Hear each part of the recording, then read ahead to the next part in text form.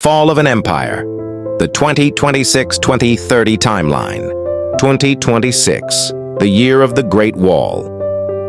The year is 2026, and on the surface, Roblox is at its peak. But the foundation is cracking. This is the year of the regulatory lockdown. To avoid massive lawsuits from governments worldwide, Roblox implements a hard verification system. Suddenly, the under-13 player base, the heart and soul of the platform, is restricted from almost every top-tier game. Public servers for Brookhaven and Adopt Me feel like ghost towns as millions of kids are forced into safe zones that are heavily censored and boring. The fun is being regulated out of existence. The platform starts feeling less like a game and more like a monitored school playground. 2027, the death of the small creator. In 2027, Roblox pushes its AI generative studio to the limit. While they marketed it as a tool for everyone, it backfires. The platform is flooded with AI slop, millions of low-effort, broken games generated by bots to farm Robux from unsuspecting new players. The discovery algorithm breaks.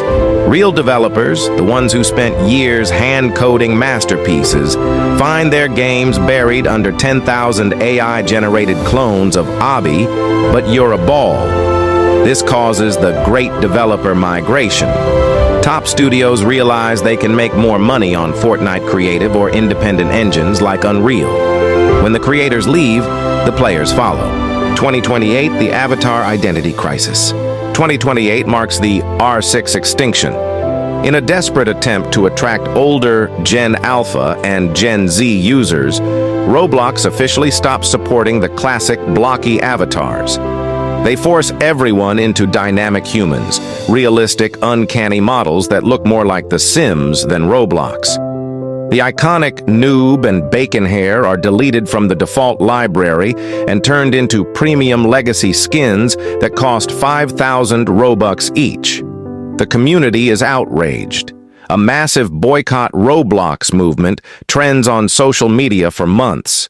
The game has lost its visual identity. It no longer looks like Roblox. It looks like a cheap mobile ad. 2029, the economic hyperinflation. By 2029, the Robux economy is in a death spiral because Roblox has prioritized corporate partnerships with brands like Gucci, Walmart, and Nike. The price of limiteds has skyrocketed beyond what any normal person can afford. To pay off massive server debts, Roblox increases the DevEx, developer exchange, tax again. Now, for every 1.0 hours a developer earns in Robux, they only get to keep $0.15. It becomes impossible to run a professional studio on the platform. Major games stop receiving updates. The front page is frozen in time, filled with broken scripts and outdated UIs. The metaverse dream is officially a nightmare. 2030? The final sunset. It's 2030. Roblox isn't a game anymore, it's just dead. There is no one who is playing, and someone made a new game called Roblox 2. So now Roblox is dead. Roblox 2. The original Roblox had reached a state of total corporate saturation. The playground was gone, replaced by a shopping mall where every interaction required a microtransaction. But on December 1st, 2030, a mysterious portal appeared on the screens of millions. Roblox 2, R2, had arrived. It was developed by a silent coalition of the world's most famous ex-developers, who had spent years coding in the shadows. The most shocking feature wasn't the graphics, it was the price. Everything was free. The pay-to-win era was dead. 2031, the legal storm. Roblox Corp panicked. Seeing their stock price plummet, they launched a scorched earth lawsuit, claiming R2 was a theft of intellectual property. For the entirety of 2031, the community lived in a state of absolute grief.